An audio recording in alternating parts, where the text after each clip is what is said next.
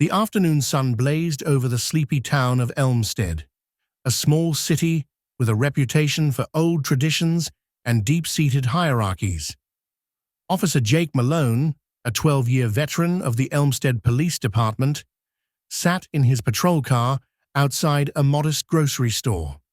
Jake's broad shoulders filled the driver's seat, his mirrored sunglasses reflecting the world in sharp, unyielding silver. Known for his strict demeanor and no-nonsense approach, Jake didn't tolerate what he perceived as disrespect, no matter who it came from. As he sipped his coffee, his attention snapped to an elderly black woman struggling to load groceries into her car. Her cart rolled slightly as she wrestled with a large bag of dog food. She muttered something under her breath and gave up, leaning on the cart to catch her breath. The sight irritated Jake for reasons he couldn't quite articulate. He set his coffee down with a huff, adjusted his badge, and got out of the car. Jake approached with long, purposeful strides. "Ma'am, you're blocking the lane," he barked, his voice sharp. Startled, the woman turned.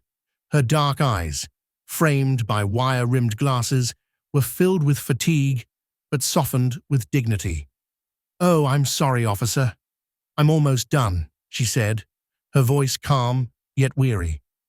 "Almost isn't good enough," Jake shot back. "You're creating a safety hazard. This isn't a parking lot for your personal use." The woman's hands paused mid-lift. "I'm just trying to load my car. I didn't mean to cause any trouble." "Well, you are causing trouble," he snapped, his tone rising. "You can't just leave your cart there like you own the place." A small crowd began to gather, drawn by the officer's raised voice. The woman flushed, the weight of their eyes pressing down on her. She adjusted her cardigan and stood straighter. "I'm not trying to inconvenience anyone, sir. I'll be done in a minute." Jake sneered. "Maybe if you planned better, you wouldn't be out here holding up traffic." The woman's lips tightened, but she didn't respond. Instead, she reached for the cart again, her fingers trembling slightly. A bystander, a younger man, stepped forward. "Officer, she's just trying to get her groceries.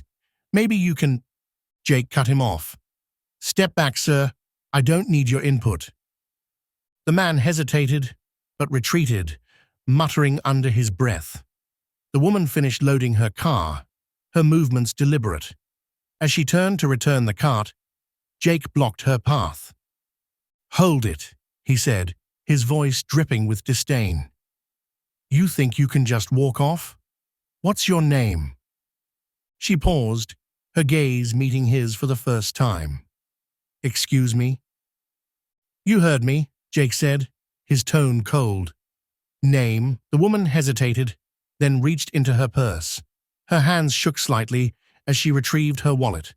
She handed over her driver's license without a word. Jake studied it, his expression unreadable behind his sunglasses. "Margaret L. Davenport," he read aloud, his tone mocking. "What's the L stand for? Lawbreaker." A ripple of discomfort passed through the onlookers. Margaret's cheeks burned, but she held her ground. "It stands for Louise," she said quietly.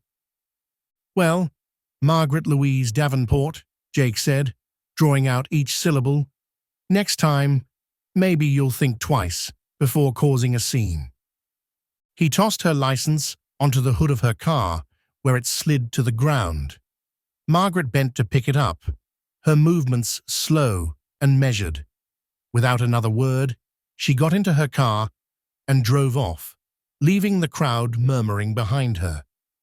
Later that afternoon, Jake was summoned to the station for a mandatory briefing.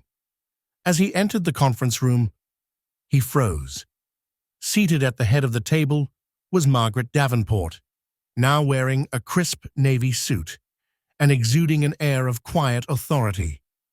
"Good afternoon," she said, her voice steady and commanding. "Let's get started." Jake's stomach dropped. Whispers buzzed among his colleagues as realization dawned. Margaret Davenport wasn't just any citizen. She was Elmstead's newly appointed district attorney, the highest-ranking prosecutor in the county. Margaret glanced around the room, her gaze briefly settling on Jake. Her expression betrayed no hint of recognition or animosity. "I'll be working closely with this department to address community relations and uphold justice," she continued. "I trust we'll all conduct ourselves with professionalism and respect."